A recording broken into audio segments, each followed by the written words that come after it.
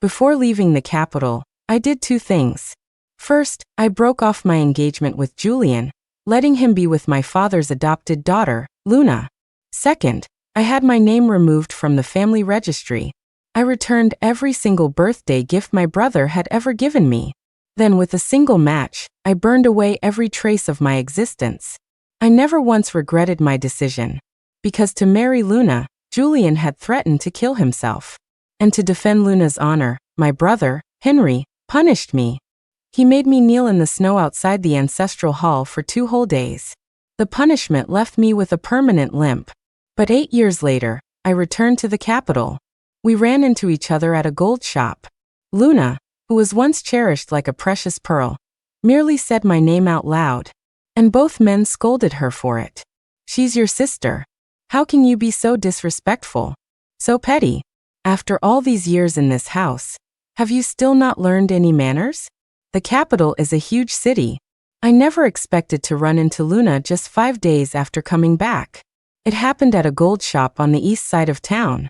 I had just picked up a set of custom-made head ornaments when I heard a woman's voice. Ma'am, look. The headpiece that woman is holding is gorgeous. It's so magnificent. Princess Winnie is sure to love it. It was indeed beautiful. Crafted from pure gold and inlaid with red agate. I had drawn the design myself months ago and sent it to the capital to be custom-made. The headpiece was extravagant. It was only natural that people would comment on it. I was going to ignore them. But just as I was about to place it in its box, the person behind me stepped forward. Excuse me, miss. I see that's a fine headpiece. Would it be possible to? The woman's voice died in her throat. She had gotten a clear look at my face. And I at hers. It was Luna. She looked very different from the vibrant, carefree girl who always wore pale yellow dresses 8 years ago. Now her hair was styled like a married woman's, and she was dressed in opulent, luxurious clothes. But some things hadn't changed. Away from prying eyes, the disgust in her gaze when she looked at me was impossible to hide. Elara?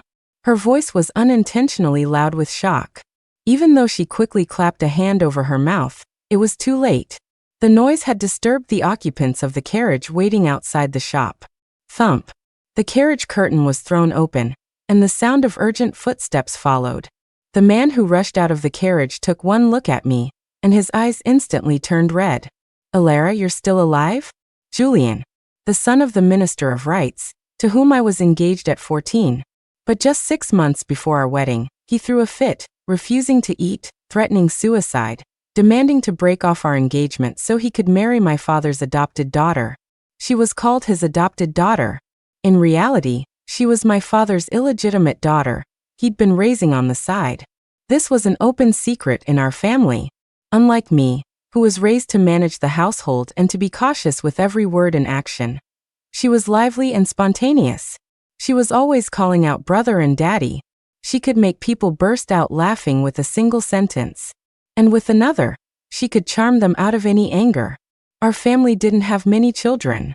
So when this beautiful, sweet-talking sister suddenly appeared, I was happy at first. But that happiness came to an abrupt end during the Lantern Festival that year, when I saw Julian chasing after her, trying to soothe her.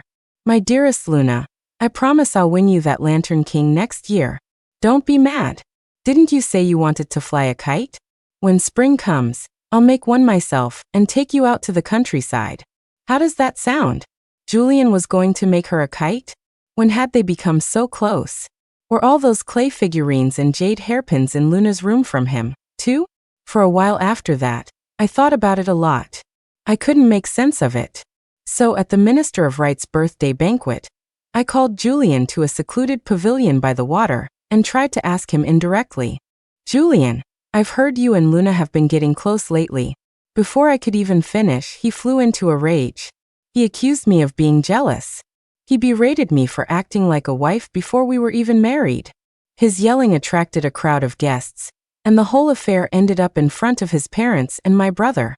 That day, right in front of his parents, he held a dagger to his own throat. The one I love is Luna. I'll only ever marry her, and I'll be with her and her alone for the rest of my life. If you force me to marry Elara, I'd rather die. Then he looked at me. Elara, are you going to break this engagement or not? Do you want to drive me and your sister to our deaths? Is that what will make you happy? Drive him? I hadn't said a single word. How was I driving him to do anything? I never imagined he would make things so ugly, or that he would go on a hunger strike to break the engagement, making it the talk of the entire capital. After days of crying, I finally gave in and sent him the annulment papers. Things were hard for me after that. My brother, Henry, sent me to our country estate, and I almost didn't make it. It wasn't until I received a letter asking, "Are you willing to leave the capital?" that I left. For 8 years, I never heard the name Alaraine again. You have the wrong person. I didn't want to get dragged into anything. I signaled for my maid Holly to take the box, and I started to walk away. But I only took 2 steps before a hand grabbed my wrist. I frowned and turned back. Julian's eyes were red, and he was staring at me intently. His expression was almost obsessive. "I don't believe you. I would never mistake you for someone else. You are Alara." Alara? Come to think of it, this was the first time I'd ever heard him call me that. Before, it was always Miss Een or my full name, Alara Een.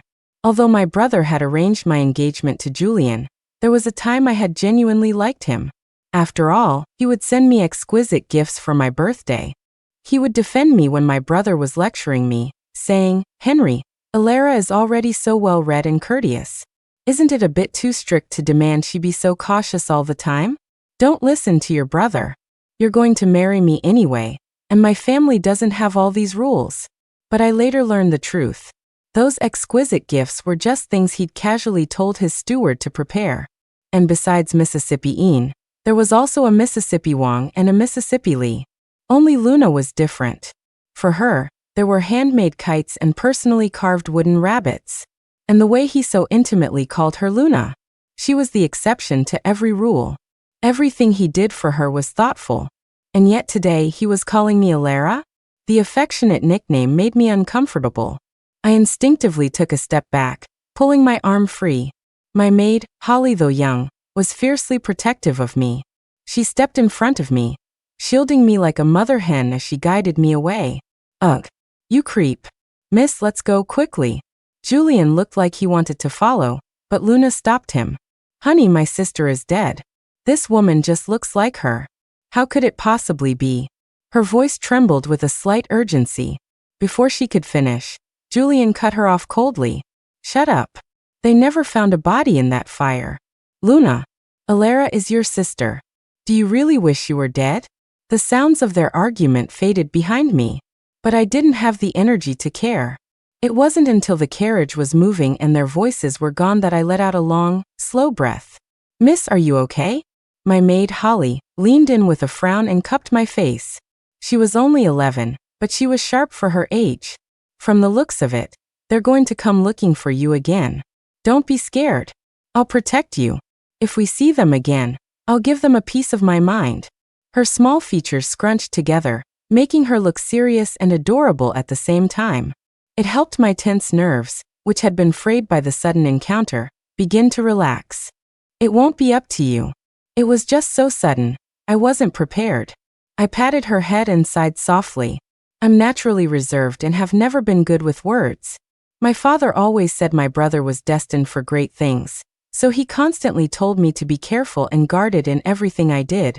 So whenever I spoke, I would think and rethink every word, afraid of saying the wrong thing. I knew before I returned to the capital that I would see them again. I had even thought about what I would say and do. But the encounter was so abrupt that I forgot everything.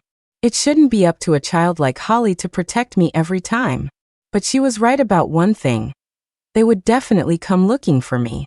Sure enough, less than an hour after I returned to my residence, there was a knock on the main gate. But it wasn't Julian and Luna. It was Henry.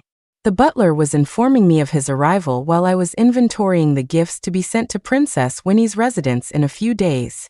Before I could decide whether to see him, he had already stormed in. He froze when he saw my face, his hands clenching at his sides. After a long moment, his expression softened with emotion. "As long as you're alive, as long as you're alive.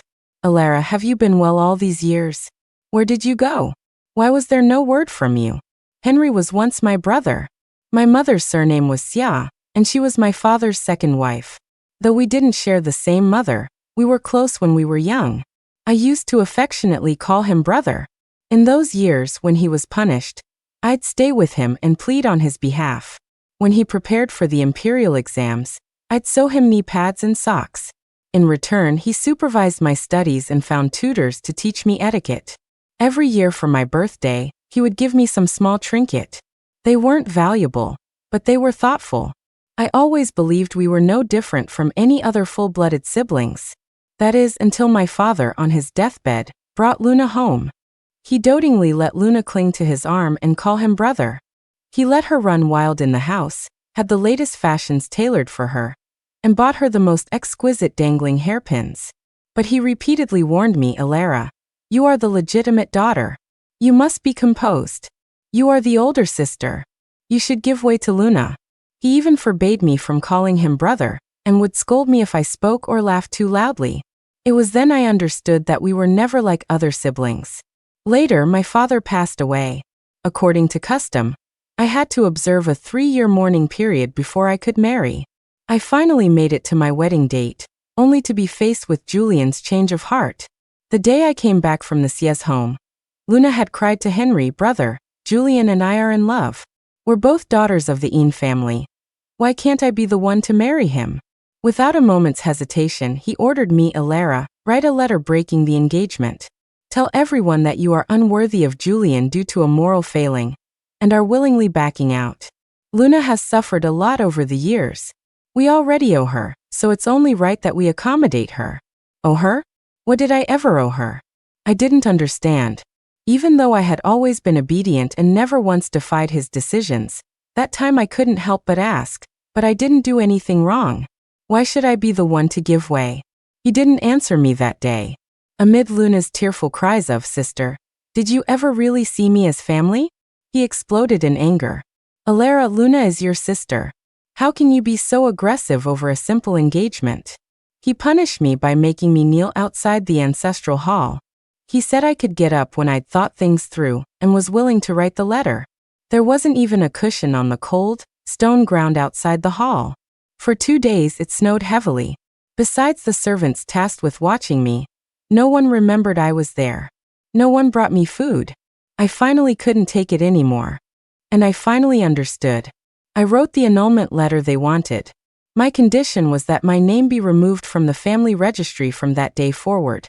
I would no longer be a member of the Ian family. At the time, though he was furious, he granted my wish. He struck my name from the registry right in front of me, and then sent me away to the country estate. The day I left the capital, I returned all the birthday gifts he had ever given me. I took nothing but 2 changes of clothes. Before I disappeared from the estate, I set fire to my living quarters, burning away any trace that I had been there, and never returned to the capital again. Compared to 8 years ago, Henry looked much more worn out now. But 8 years ago, when he kicked me out, his tone was harsh. Think carefully. The moment you step out of this house today, you are no longer one of us. Now, the look in his eyes was filled with regret. I didn't understand it. And I didn't want to answer his questions. I thought for a moment, choosing my words carefully. Minister Ian, you are mistaken. My name was removed from the family registry 8 years ago. I am no longer part of the Ian family. My name is now Alaricia. My tone was flat, but my serious expression made Henry's brow furrow, and his face instantly darkened. He gritted his teeth, as if in disbelief. The removal from the registry was never witnessed by the family elders, nor was it officially recorded. It doesn't count. I never took it seriously. It's been 8 years. Are you still sulking? He paused. Before I could speak, he continued, since you're back, living outside will only lead to gossip. Pack your things and come home with me. His tone was just as overbearing as it was when he forced me to write the annulment letter. But I was not the same person I was back then. It's real enough for me. Minister Ian, just consider Alara Ian to be dead. Please don't come back here again. Having made myself clear, I didn't want to argue further. I called for a servant to show him out. But this action seemed to infuriate him. Alara, there's a limit to this nonsense. 8 years ago, you set fire to the estate and vanished without a trace. Do you have any idea how people have been gossiping about our family all these years? Stop this foolishness and come home with. His impatient voice was cut off by a long sword pressed against his neck. In the next moment, a sharp male voice rang out. Well, look what we have here. A shameless baboon who dares to cause trouble in someone else's house. It was my cousin Jax. Behind him, two of his familiar guards were holding a man I had seen just an hour before, Julian. Julian must have heard what was said.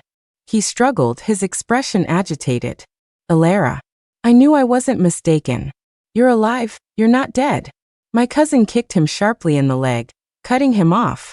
The esteemed Deputy Minister of Works and a senior finance official, trespassing uninvited. What? You think my Alara has no one to back her up, so you can just come here and bully her? Before coming to the capital, Jax had seen portraits of both men, so he recognized them. But they didn't know him. My mother came from a humble background. When she married my father as his second wife, she was just the second daughter of a minor local official. After the wedding, at my father's insistence, my mother had little contact with her family. My aunt had married young and moved far away. After a couple of years of exchanging letters, they lost touch completely. If I hadn't accidentally seen the unique embroidery on his protective charm in the army, a style only my mother knew, I never would have known I had a cousin. Now Julian and Henry wore different expressions. One glared at my cousin, sizing him up. The other looked down at the sword at his neck. Their expressions shifted, and both of them frowned. Alara, who is he? This is Een family business. What right does an outsider like you have to interfere? Outsider? Family business? My cousin scoffed. Alara is no longer part of the Een family. What kind of family business is this? And you, Julian? You broke off your engagement with Alara 8 years ago and married another woman. Forget this Een guy. What right do you, a complete stranger, have to question who I am to Alara? My cousin was a soldier. He was blunt, and his words were even blunter. Henry and Julian had probably never been spoken to like that before. Both of their faces darkened, turning an ugly shade of green. Alara, what happened back then was my. Julian's lips moved, as if he wanted to say something. But he had barely started before my cousin impatiently cut him off again. He called for Holly. It's about to rain. Help Alara back to her room to rest. I'm not good with words. No matter how many drafts I prepared in my head, I could never match my cousin's commanding presence when he spoke. With him around, I always felt safe. So I simply nodded and let Holly help me back to my room. But this move seemed to infuriate Henry. He practically ground out the words, Alara, you stop right there. The Een family raised you for over a decade, and this is how you hold a grudge? You refuse to come home or acknowledge your family over such a trivial matter. A trivial matter? Acknowledge my family? Did he really want to acknowledge me? No. I might not be brilliant, but even I knew. Henry, you're just worried I'll affect your career and the Een family's reputation now that your promotion is imminent. Why bother putting on such a show? Without looking at their expressions, I let Holly guide me away. My cousin was right. The sky, which had seemed clear, turned dark within half an hour. By the time he finished dealing with the two men and came over, the rain had just started. Holly had also just finished steaming a packet of mugwort herbs to soothe my aching knees. I was gently massaging my calf when I looked up and saw my cousin walk in, frowning. I heard you ran into Julian while you were out picking up the headpiece. Your leg is bad. Why did you have to go yourself? He took the herbal packet from Holly and expertly applied it to my knee. Don't worry, I've sent those two packing. With him here, I wasn't afraid. A small smile touched my lips as I said slowly, it's a gift for Princess Winnie. I couldn't trust anyone else with it. What about you, cousin? Weren't you supposed to arrive in the capital in a few days? How did you get back today? He was returning to the capital under secret orders to receive a new title and needed to organize his troops before traveling with the other soldiers. I had set out half a month earlier. By rights, he should have been another week or so away. But he didn't explain, just pouted and grumbled, cousin. A few days later? A few days and my sweet, lovely sister would be calling someone else brother. Some people, despite their questionable character, have probably heard brother so many times they're sick of it. But poor me, I've never had a sister. His sigh was heavy and mournful. He was always like this, seemingly clowning around, but actually worrying endlessly. He always downplayed things, deliberately changing the subject to keep me from worrying. I knew he must have traveled for days without rest to get back today. A warmth spread through my chest, and I couldn't help but smile. You've worked hard, brother. Hey. His face finally broke into a wide grin. But halfway through his laugh, he seemed to remember something, and his expression changed. Alara, Henry is insisting he never removed you from the family registry, which probably means your official status is still as a daughter of the Ian family. What are your plans now? This was the first thing I needed to confirm upon returning to the capital. I had anticipated this situation, so I wasn't too surprised. No rush. I lowered my gaze, pondering. There will be a way to cut ties. The summer rain fell in sheets all night long. Although my leg was acting up, the mugwort treatment helped me sleep soundly. But in the unseen Ian mansion, Henry was awake all night. In his study, the lamp flame flickered like a bean. On his desk lay the birthday gifts he had once given me each year, which I had returned. They had been fished out from a dusty corner of the storage room.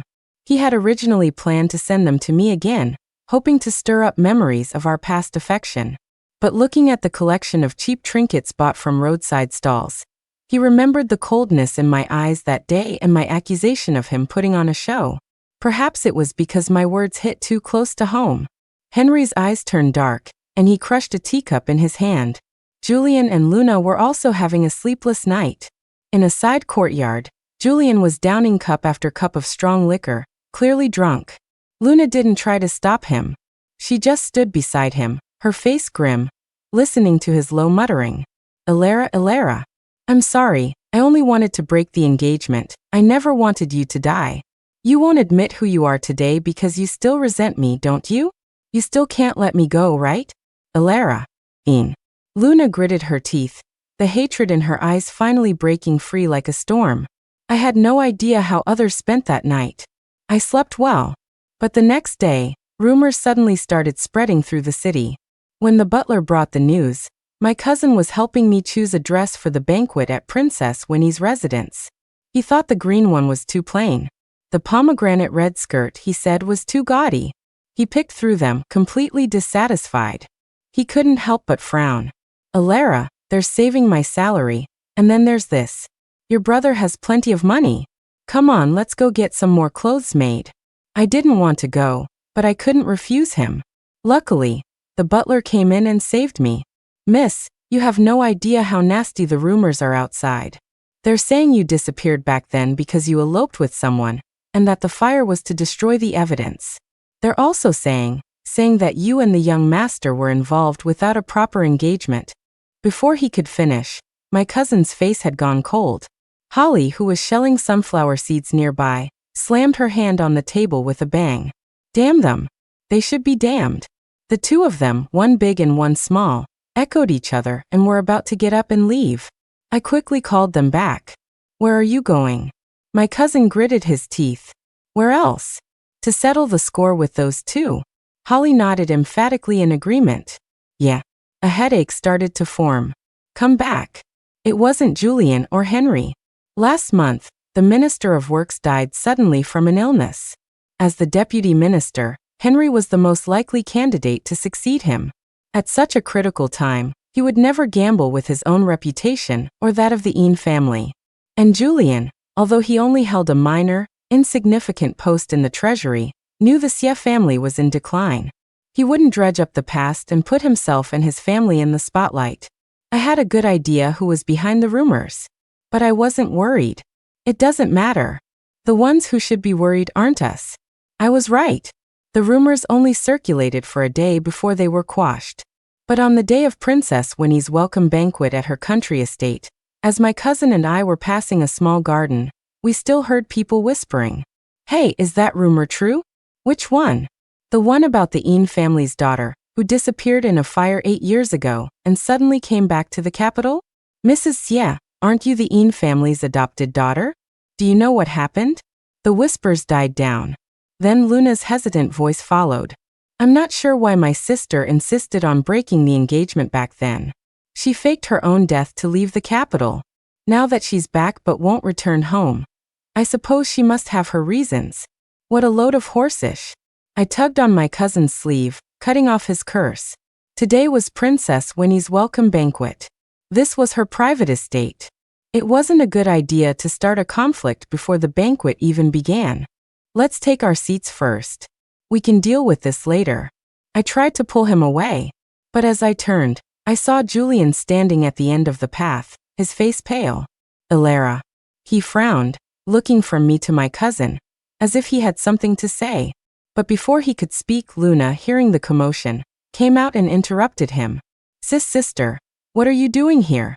She quickly moved to his side, grabbing his sleeve as if to declare ownership. Her eyes, when she looked at me, were wary and anxious. Honey, the banquet is about to start. Let's go. She tried to pull Julian away, but he remained motionless, his brow tightly furrowed as he stared at me. A storm of emotions churned in his eyes, as if he had 1,000 things to say. It wasn't until Henry's surprised voice cut in. Ilara? Why are you here? Perhaps he'd been stressed trying to suppress the rumors, because Henry didn't look well today. His gaze swept over everyone. When it landed on Luna, it turned cold for a moment. He walked closer and lowered his voice. Ilara, this is not a place you should be. Go home now.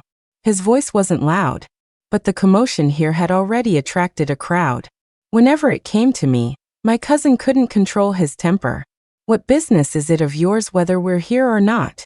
Being publicly rebuffed, Henry's face grew even darker. But he still directed his anger at me. Do you know what this place is?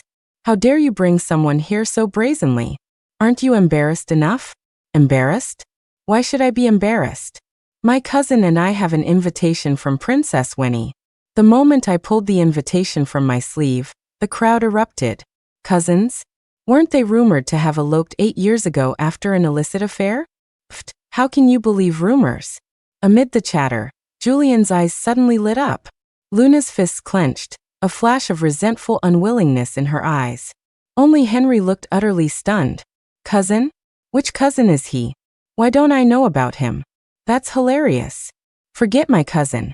Do you even know how many people are in the Xia family? My cousin sneered. Back then, your father hastily arranged to marry my aunt as his second wife, promising to treat her as his primary wife and never take a concubine. He didn't take a concubine, but he had a child outside the marriage.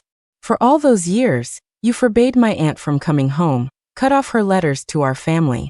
Wasn't it just because you saw my aunt as a gentle, easy-to-manipulate person who could manage your household and work like a horse for your family? What my cousin said was true. My mother's health had been poor ever since she gave birth to me. Back then, my father was just a low-ranking official. The Yin family wasn't as wealthy as it is now, and there weren't many servants, so she had to do many things herself. My father had instructed her. Though my rank is low, Henry is exceptionally talented and destined for greatness. Yennyang, even though Henry is not your biological son, since he calls you mother, you must put extra effort into his upbringing. So my mother treated Henry as her own. In our household, Henry always got the best of everything, food, clothes, everything. To hire a renowned tutor for him, my mother, not yet recovered from childbirth, started embroidering a complex tapestry of guanyin on a lotus for the tutor's wife, ruining her eyesight in the process. Even in her final moments, she was still teaching me. It's not easy for your brother to enter officialdom. You must listen to your father and brother, and don't make them angry. But just a year after she died, my father brought Luna home. Having grown up with them, I never suspected my own family. It wasn't until I was forced to write the annulment letter that it all hit me. My mother and I were just pawns in my father and Henry's calculations. Clearly, Henry couldn't stand being publicly accused like this. But Luna lost her composure even faster than he did. Ilara, you're lying. I'm just the Yin family's adopted daughter. What is all this commotion? A bright, female voice cut through the sharp retort. Looking towards the sound, we saw the magnificently dressed Princess Winnie approaching, surrounded by her maids. She wasn't alone. Following her was her full-blooded brother, the 6th Prince Caspian. Everyone bowed. But Princess Winnie didn't tell them to rise. Her gaze swept lazily over the crowd, lingering on Luna for a moment. Then she raised an eyebrow slightly. Tell me what happened. Princess Winnie's tone was light, not particularly stern. But those who knew her knew she was already displeased. Unfortunately for Luna, she had never met the princess and didn't know her temperament.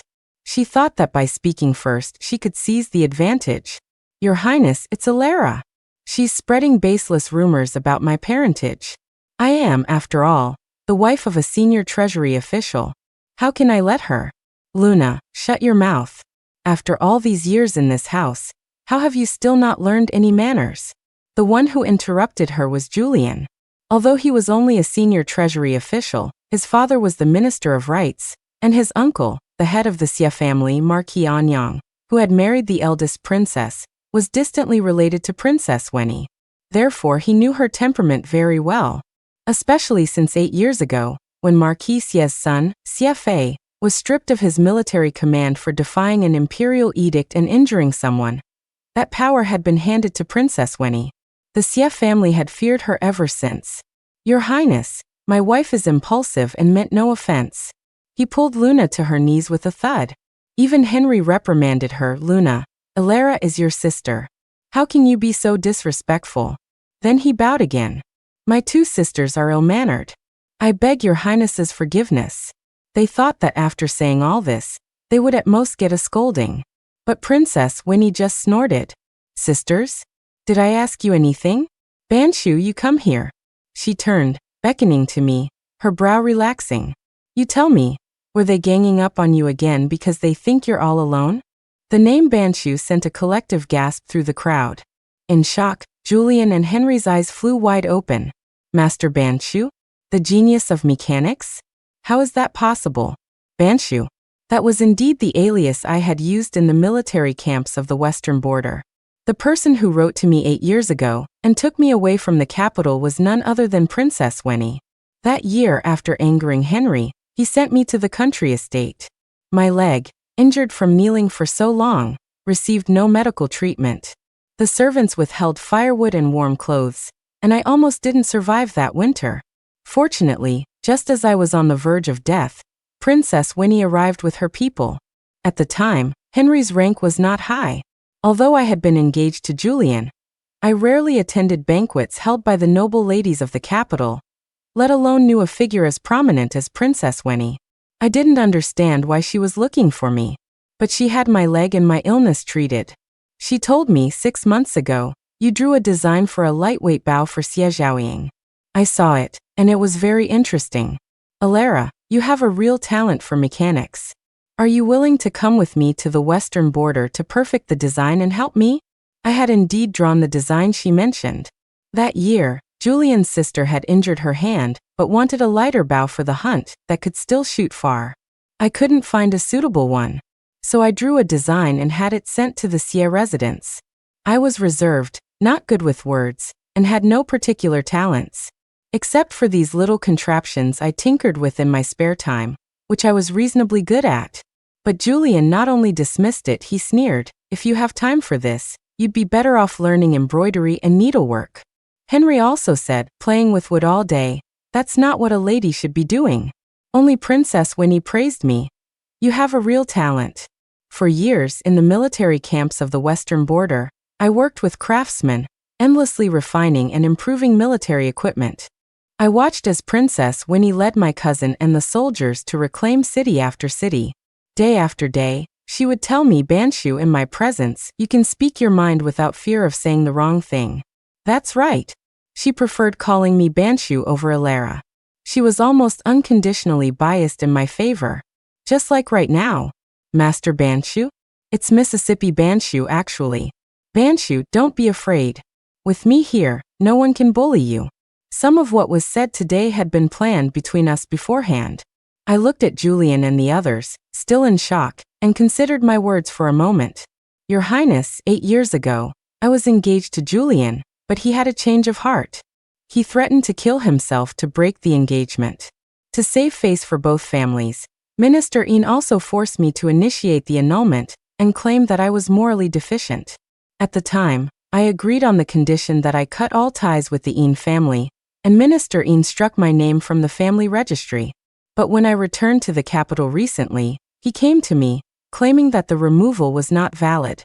I was actually going to ask you to inquire with the Office of Records about how I can completely and officially sever ties with them. As my words fell, the hall erupted in an uproar. Although Julian's suicide threat had been covered up at the time, the fact that he married Luna shortly after my disappearance made the reason for it all crystal clear now. Amid the murmurs, the color drained from Julian's face, leaving it ashen. Henry gritted his teeth, his face a dark, angry shade. Only Princess Winnie was smiling. But she didn't speak. It was the sixth prince beside her who did. Of course it's valid. Everyone here today is a witness. As for the Office of Records, Mississippi Banshu need not worry. With that single sentence, the matter was settled. Henry and the others dared not say another word. The farce ended, and the banquet began. But during the meal, everyone wore different expressions. I sat beside Princess Winnie. Throughout, I could feel several pairs of eyes lingering on me, off and on. Sure enough, after the guests had dispersed and I finished talking with the princess, someone stopped me as I was about to get into my carriage. It was Julian. In the flickering candlelight, his brow was furrowed, and his eyes held a complex expression as he looked at me. I don't know if it was my imagination, but when he spoke, his tone was almost timid. "Alara, I never knew you were so skilled in mechanics." Of course, he didn't know. In the past, he seemed to find me boring. Even when he was drunk and complaining to his friends, he'd say, "Alara, she has no other strengths, only a gentle temperament." But there are countless gentle women in the capital, nothing special about her. Her adopted sister, on the other hand, is so bright and lively. He clearly thought I was nothing special. So why was he seeking me out time and again, wearing such an expression? I didn't understand. And I had no intention of understanding. I tried to walk around him to get into the carriage, but he blocked me again, his voice trembling slightly. "Alara, you still resent me, don't you? The other day, you refused to admit who you were. Was it because you're still angry about me breaking the engagement?" It was a tricky question. If I said I resented him, it would mean I was still hung up on the past, that I couldn't let him go. But if I said I didn't, that would be a lie. So I thought for a moment and chose my words carefully. What if I blame you for what happened back then? What if I don't? What's the point of you asking me this question 8 years later? Tonight, my cousin had to leave early on business. Before he left, he warned me to be careful and not to get entangled with Julian and Henry. I felt the same way. "Julian, I think you should understand that the moment you decided to break our engagement, we were over. If you have any self-awareness, you shouldn't be stopping me here today." Watching the color drain from Julian's face, I thought he understood. I was about to walk past him, but he suddenly became agitated. "I looked for you. Alara, I looked for you." He took a step forward. His gaze was complex, his eyes as dark as ink. "Back then, I just wanted to break the engagement. I never wanted to hurt you. When I heard the Ene estate had burned down, I rushed there immediately, but I couldn't find anything. Alara, I regret it. I've regretted it for a long time. Can you forgive me? If you can forgive me, I'll do anything, even divorce Luna." I felt sick. Although he had stopped me several times, I had a vague idea of his motives. But hearing him say it out loud filled me with a wave of disgust. I started to regret my decision. I shouldn't have refused Princess Winnie's offer to have someone escort me home. Otherwise, I wouldn't be standing here now, too shocked to even think of a single sharp retort. All I could manage to mutter was, "You're sick. You're insane. Alara." "Mississippi Alara." A warm, male voice interrupted Julian. Looking toward the sound, I saw the sixth prince, Caspian, walking out of the gate, acting as if we were old friends. Perfect timing. My carriage was fine when I arrived, but just as I was about to leave, it seems to have broken down. "Might I trouble you to give me a ride?" With the sixth prince making a request, Julian naturally didn't dare to object. He could only watch as the prince got into my carriage. It wasn't until Julian's figure was completely out of sight that I finally let out a sigh of relief. I whispered, "Thank you, Your Highness, for helping me out today." Hearing this, the sixth prince sat up straight, the tips of his ears gradually turning a faint red. "I didn't mean to eavesdrop. Please forgive me, miss." So he had been standing at the door for a while, and had heard everything. It's all right. I shook my head. The carriage was reasonably spacious, but the enclosed space felt confining. Suddenly sharing it with someone made me, a person not skilled in conversation, feel a bit awkward. After saying that, I lowered my eyes. The sixth prince didn't seem to be a social butterfly either. I was silent and he was silent. The atmosphere remained quiet. It wasn't until the wheels had been rumbling for a good quarter of an hour that I heard him clear his throat softly. Julian said he regretted it. Will you forgive him, miss? The question was so sudden. I was a bit surprised and couldn't help but look up at him. The red on his ears had deepened, but his brow was slightly furrowed, and his gaze was incredibly serious. He didn't seem to be asking casually. Forgive him? Princess Winnie had asked me the same question before I returned to the capital. She had said, Elara, to men the one they can't have is always the best. Once they have her, a priceless cloud in the sky instantly becomes mud on the ground. When you return to the capital, your status will be completely different. For whatever reason, Julian will definitely try to get back with you. When that happens, will your heart soften? Will you go back to him? Have you thought about what you will do? When I first heard this, I thought it was absurd. After all, Julian was the one who threatened to kill himself to break the engagement. He was the one who thought I had no redeeming qualities. I had seen how much he loved Luna. How could he possibly regret it? But her words had come true. Go back? Absolutely not. After all, why would I ever go back to pick up something I've already thrown into a swamp? As I spoke, the carriage came to a stop. Without realizing it, we had arrived at my front door. I instructed the driver to take the sixth prince back to the palace, thanked him again, and got out of the carriage.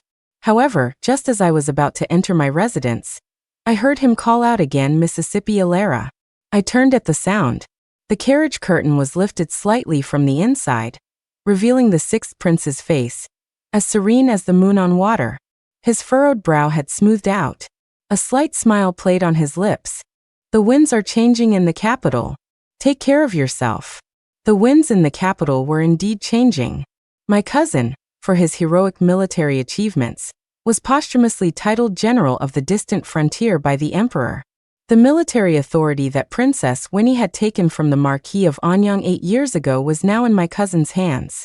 And I, for my work in redesigning military equipment and helping Princess Winnie reclaim lost cities, was rewarded by His Majesty with a special favor. I used that favor to obtain a formal letter of severance, completely cutting ties with the Een family, and establishing my own household. With these two events, a constant stream of visitors came to offer their congratulations. Julian and Henry also came a few times. But my cousin always turned them away, and I never saw them once. But soon they stopped coming.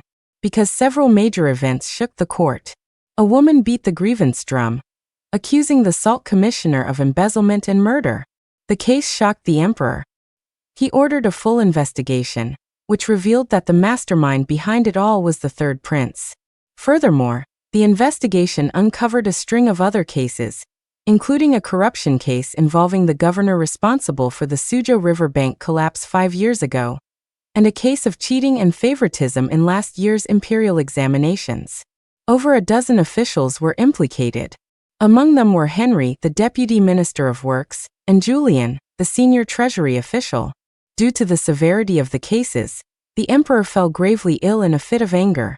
From his sickbed, following the advice of his ministers, he finally appointed a crown prince and handed over the entire investigation of the third prince's case to him. But to everyone's surprise, the chosen heir was not the sixth prince, whose reputation had been growing thanks to his sister's military victories. It was Princess Winnie herself. Appointing a princess as the heir apparent was unprecedented. The imperial edict caused an uproar in the court.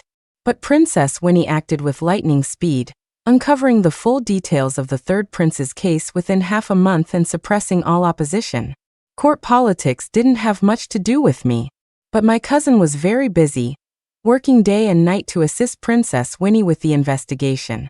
The day the third prince was demoted to a commoner and placed under house arrest for life, and all the implicated officials were imprisoned, my cousin warned me with a grave expression. Elara, the capital is not safe. You be good and don't go anywhere, understand? Of course I knew. But even if I didn't go out, trouble could still find me. Because that very night, the third prince colluded with the palace guards and staged a rebellion. And the first thing the rebels did upon entering the city was to have Luna lead a small squad of men to storm my residence.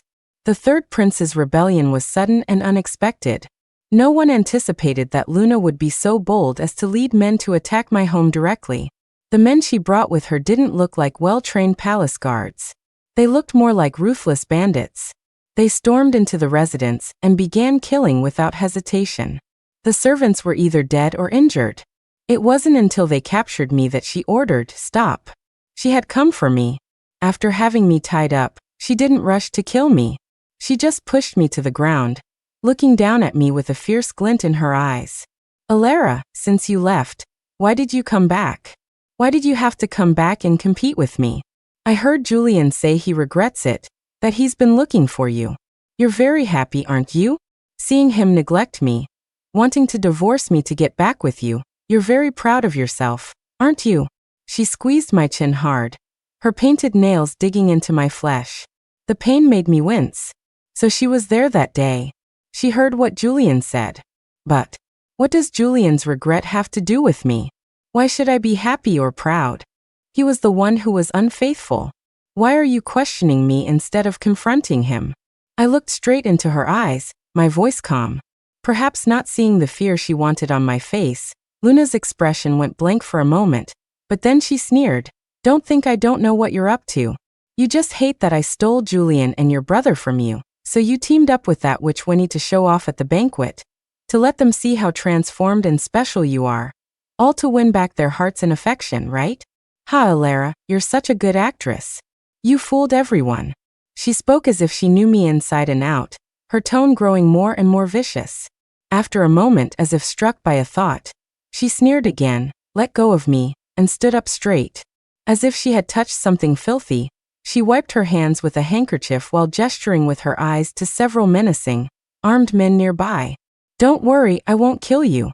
For the sake of our sisterhood, I'm even going to find you a few good husbands.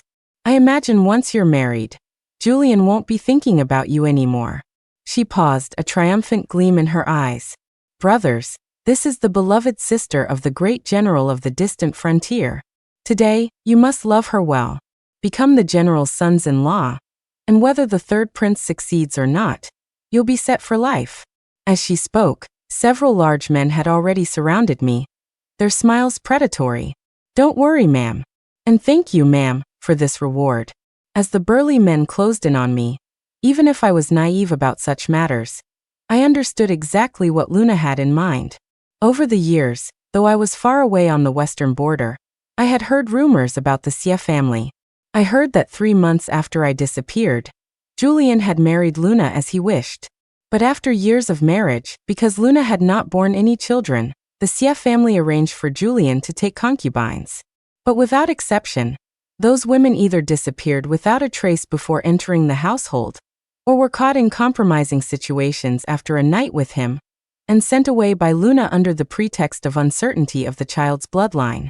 Seeing how familiar she was with these men now, it was likely this wasn't their first time working together. Yes, I was afraid, but I remained relatively calm. In the army for years, I had faced open and hidden dangers. Though I never went to the front lines, I had learned a few tricks for self-defense. For example, the wooden bracelet I always wore on my wrist concealed a short blade. While Luna was talking, I hadn't been idle. I had been secretly cutting the ropes that bound me. As one of the men reached for me and the others let down their guard, I sprang up from the ground, slashed his hand, and bolted. They hadn't expected me to break free, and were caught off guard. It was Luna's furious shout, "What are you standing there for? Go after her!" that snapped them back to reality. Cursing, they gave chase. Using my familiarity with the house, I darted around. But my knee was injured and my leg was bad. I couldn't run far. Just as they were about to catch me, my mind raced. My heart was in my throat. As I wondered whether to surrender or fight to the death if caught, I ran smack into someone's chest at a corner. "Alara?" The man's voice was a mix of worry and surprise. It was Julian. Behind him stood Henry, dressed in practical clothes and holding a long sword. One look at Luna chasing me out of the courtyard, and they both understood what had happened. Luna. Julian gritted out her name, one word at a time. Henry's face instantly darkened. Luna, no matter what, Elara is still your sister. Their words made Luna freeze. She stared wide-eyed, looking from me to the two men standing in front of me. Sister? When did she ever treat me like a sister? And when did you ever treat me like a sister? Henry, don't think I don't know why you helped me back then.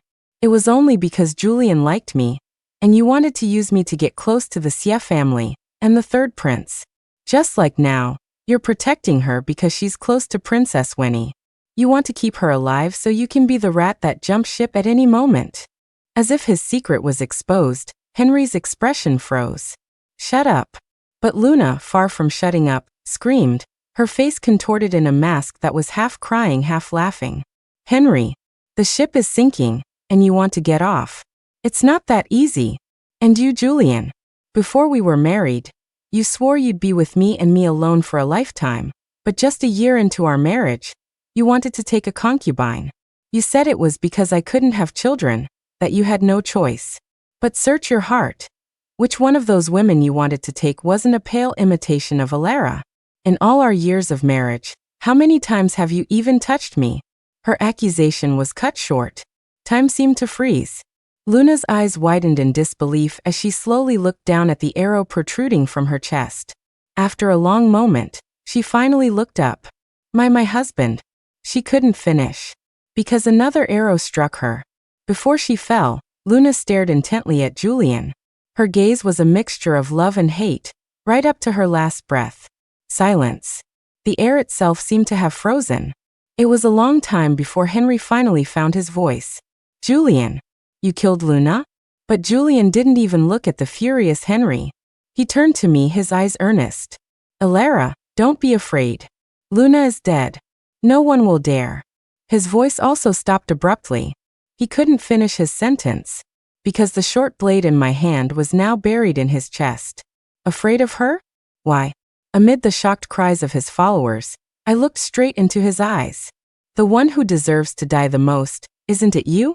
During my years at the border, I had killed before, during chaotic moments when spies from the wrong nation attacked the camp. But a dagger is short and can't inflict a fatal wound. In just an instant, Julian reacted. He pushed me away in disbelief, clutching the bleeding wound, and staggered back, supported by his men. Elara, why?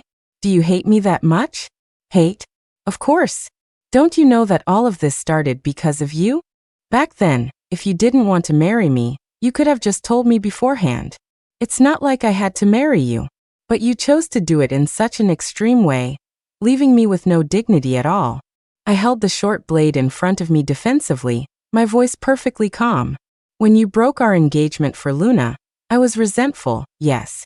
But mostly, I just lamented how love is beyond one's control, and how it just so happened that I wasn't the one in your heart. But now I'm only thankful. Thankful that you broke the engagement back then. Because it was only later that I discovered the core beneath your skin has long since rotted away. Perhaps it was the pain. In my vision, Julian's face grew paler, his expression uglier. He gritted his teeth, as if wanting to argue. But his lips moved, and he ultimately looked at Henry. Brother Ian, didn't you swear absolute loyalty to the third prince? Take her down, and I won't tell His Highness about what happened today. I had known for a long time that Henry was one of the third prince's supporters. He had used the marriage to get close to the Xie family, which was his stepping stone to the third prince. Without the third prince's patronage, he never would have risen to the position of Deputy Minister of Works so quickly. For years, the Xie and Yin families had been allies. But now, with the third prince's rebellion, he must have known the consequences of failure and, as Luna had said, started to waver. But Julian was different. Win or lose, the Xie family was completely tied to the third prince's fate. His saving me just now might have had a shred of sincerity. But his telling Henry to capture me now, to ensure Henry couldn't jump ship, was also real. But they had miscalculated one person. Holly, with her small frame, had slipped out through the doggy door in the back gate to get help the moment the chaos started in the front courtyard. By my calculation, She'd had enough time. Sure enough, just as Henry hesitated, a commotion erupted in the front yard. In the blink of an eye, well-trained soldiers rushed in and surrounded them. But unexpectedly, it wasn't Princess Wenny, nor was it my cousin and his men who arrived. It was the sixth prince, whom I had met once at Princess Wenny's welcome banquet. He was dressed in military attire, and his movements were clean and decisive as he charged in, cutting down enemies. Henry was a scholar, unskilled in combat. Julian, though decent, was injured. In just a few moves, both were captured and restrained. Knowing my leg was weak, Holly rushed to support me. The sixth prince also strode over, frowning as he looked me over. Mississippi Alara, are you hurt? Only when I shook my head did his brow finally relax. With the sixth prince here, the situation was settled. However, just as his men were about to drag Julian and Henry away, Julian struggled and asked, Alara, is the reason you won't forgive me because of him? He looked at the sixth prince with a dark, venomous gaze. Already pale from blood loss, his struggles caused the bloodstain on his chest to spread, making his face even whiter. I didn't understand what he was talking about, and I didn't want to answer. But as I endured the pain in my leg and sat down on a stool a guard brought for me, I heard another voice. Alara, your leg? This time it was Henry. He seemed to have finally noticed my limp, his tone surprised. But it might have been an act to appeal to my sympathy. His eyes held little genuine concern. This time, however, I looked up at him. Have you forgotten? The time you made me kneel in the snow for 2 days, so I would willingly write the annulment letter. For the past 8 years, whenever it's damp or windy, my knees ache so much I can't walk. And after standing for too long or running, I become like this, half a cripple. I couldn't quite decipher Henry's expression. There was shock, surprise. It was too complicated. I didn't want to delve into it. But Luna was right about one thing. I did come back to fight for something. My gaze swept over both men, and I paused.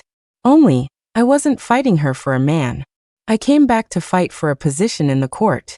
I've had my eye on the position of Deputy Minister of Works for a long time. In the army, Princess Winnie once told me, Banshu, I want to be the crown princess. History has never seen it, and I want to be the one to set that precedent. If you want it, you can be another precedent. Become a court official? I had never considered it before then. But watching Princess Winnie go into battle with my cousin time and again, reclaiming city after city, I thought, why can't I become an official? I knew that for Princess Winnie to ascend the throne, she would have to purge the third prince's faction. And for me to enter the court and establish myself in the capital without any weaknesses to be exploited, I first had to completely sever ties with the Ean family. Among other things, Henry had to be removed from his position as Deputy Minister of Works. Clearly, Henry hadn't expected my words. He stared wide-eyed in shock, his face a kaleidoscope of red and green. He probably had something to say, but he couldn't. A guard had stuffed a rag in his mouth and was dragging him and Julian away. Miss, my tutor just taught me a new phrase. Killing the spirit is crueler than killing the body. You were just like that a moment ago. So amazing. Holly exclaimed excitedly before the two men were even out of earshot. Not far away, both men faltered in their steps, let out a few muffled groans, and were dragged away again. My dear Holly, perhaps your words are the ones that kill the spirit. Holly, ever innocent, didn't reply. It was the sixth prince who, in my peripheral vision, took a few steps closer.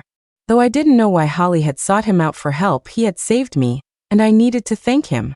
I gathered my thoughts, looked up at the sixth prince's slightly furrowed brow, and stood up to bow. But before I could speak, he interrupted. Julian was right. I do have feelings for you. Mississippi Alara, you probably don't remember, but I saw you 8 years ago at the Lantern Festival, at the Moonview Tower. You solved all the riddles and won the Lantern King. I asked you for it, and I never thought you would actually give it to me. I didn't quite catch the rest of his words. Looking at the sixth prince, his expression earnest, his fists clenched at his sides as if he'd rehearsed this 1,000 times, it felt like a clap of thunder had suddenly exploded in my ears. The Lantern King? I vaguely remembered.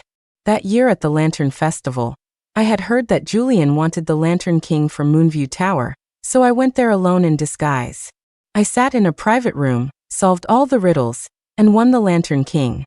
I had planned to send it to the Xie residence to surprise Julian. But then I saw him on the street, fawning over Luna. I've forgotten what I felt at that moment. I vaguely recall the biting wind, and someone coming up to speak to me. Miss, I heard this year's Lantern King was made by the great Master Jean of Renan. I have admired him for a long time, and would be willing to pay 1,000 gold pieces for it. Would you be willing to part with it? How did I reply? Oh, I think I said no need. You can have it. Then I walked back to the Yin mansion in a daze. With everything that happened during that time, I was exhausted physically and mentally. I never once thought about the Lantern King I had casually given away. So, it was the sixth prince who had asked for it? A coincidence? It didn't seem like it. My mind was a mess, and I hadn't had time to sort it out. The sixth prince's voice sounded in my ear again. You don't need to feel burdened, nor do you need to give me an answer now. I saw your designs back then, and I've watched how you've navigated the past 8 years. I believe that a good marriage should only be the icing on the cake. He seemed very nervous. He rushed through his words, finally taking a breath. His brow relaxed and his voice softened. Miss, I know you are a soaring eagle. 8 years ago, I didn't try to influence your decision or clip your wings. I asked my sister to take you away. I'm not asking for your answer now either. I just felt that you should know how I feel. That's all. What did he mean? Was he the one who wrote me the letter 8 years ago? I couldn't figure it out. Looking at the man before me, his eyes gentle, his expression sincere, I found myself muttering, I wanted to ask if he was the one who wrote to me. I wanted to ask why he saw me as a soaring eagle back then. But before I could ask, my cousin burst in like a gust of wind. Outside, the rebellion must have been suppressed. There was a look of joy on my cousin's face. Your Highness, the Emperor has issued the Edict of Abdication. Princess Winnie wants you back at the palace immediately. Then he looked at me. Alara, Princess Winnie asked me to give you a message. She wants me to ask you. Are you ready? Am I ready? That's what Princess Winnie had asked me at the welcome banquet. She had said, Banshu, everyone in the capital laughs at me, calling me the mad dog of the court. Well, this mad dog is about to sit on the throne. Are you ready to start a new era with me? Remembering Princess Winnie's words, watching the sixth prince's hastily departing figure, my heart began to race. Oh well. There's always tomorrow. A new vast world, for my cousin, for the new empress, and for me, was just beginning to unfold. There was no rush. Yes, I'm ready. The end.